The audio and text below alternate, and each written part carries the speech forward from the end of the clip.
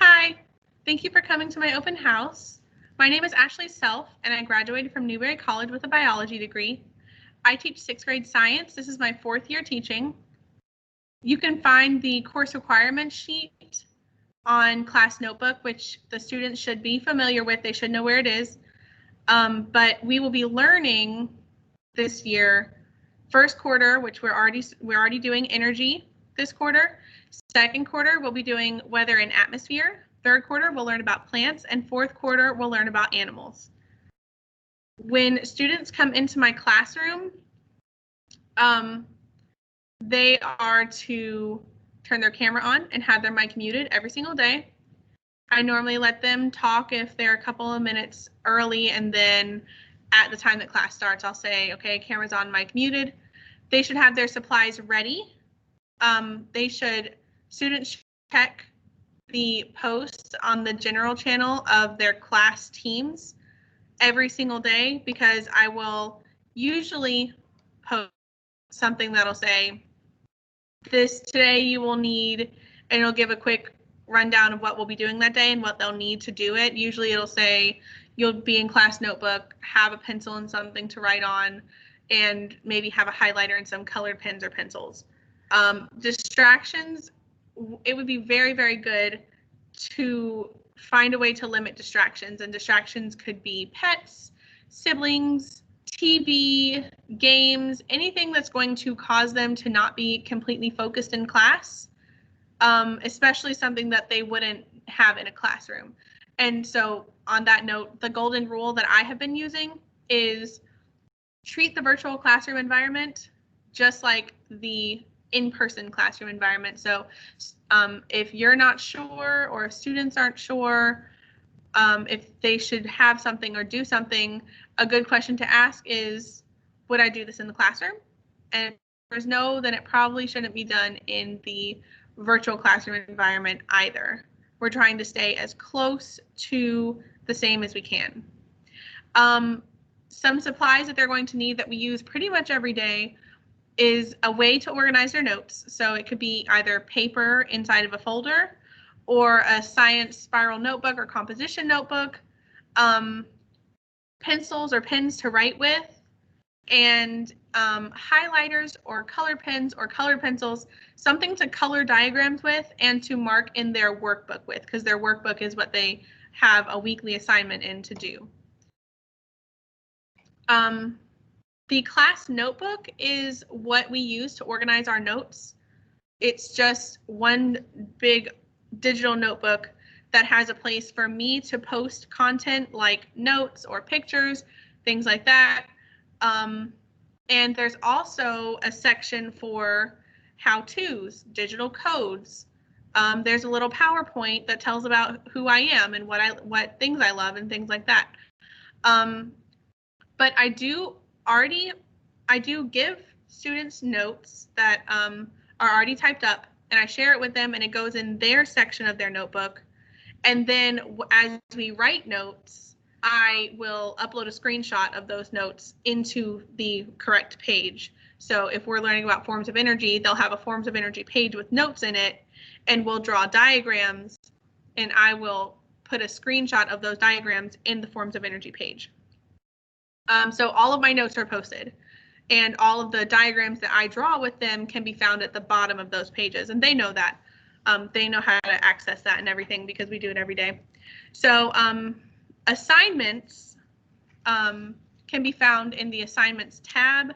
If you look in the teams, it'll say posts, files, class notebook, assignments. So under the assignments tab is where you can find a list of assignments. It will post a notification in the general channel. The general channel is where you can find all of my posts, reminders, and also it'll post a notification for an assignment, and you can click view assignment and it'll take you to the assignments tab. So it's very easy to navigate. You can get there either way. But assignments is where weekly homework will be posted. That's posted on Monday, and then it'll be due on Friday. And then they'll have a workbook assignment every week too that will be assigned on the day that they're supposed to be with me for RTI. RTI is the time between 2 o'clock and 3:45 that they can go to their teachers and ask for extra help. And it's also a time for them to do independent classwork because our classes are only 40 minutes. That hour and 45 minutes at the end is also for classwork because technically they're still in school until 3:45. That's still school time.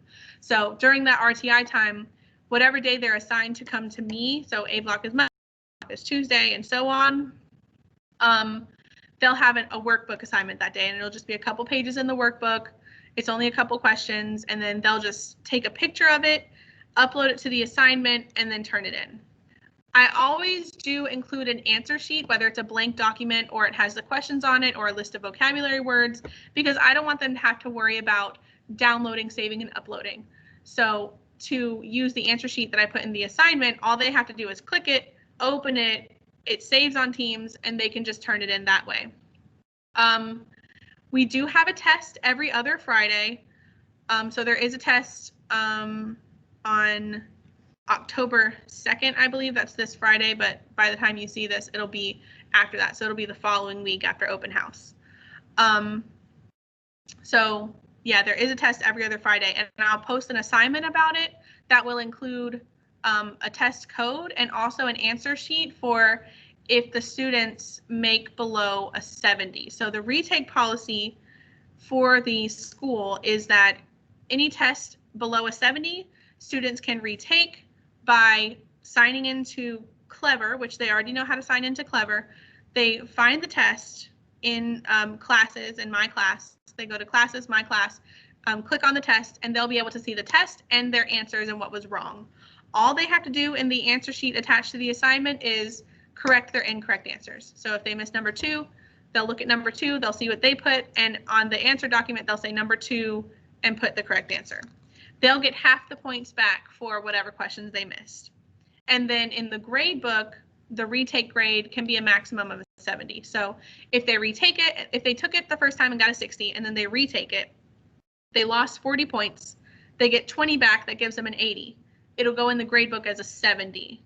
And then I'll put in the comments what their actual grade that they earned for the retake was. Speaking of grades, grades are divided into formatives and summatives. Formatives are 50% of the grade, and that can be anything that's not a test. Classwork, homework, notes, checks, gizmos that we might do, anything like that that they're using to learn is a formative. Tests and projects are summatives.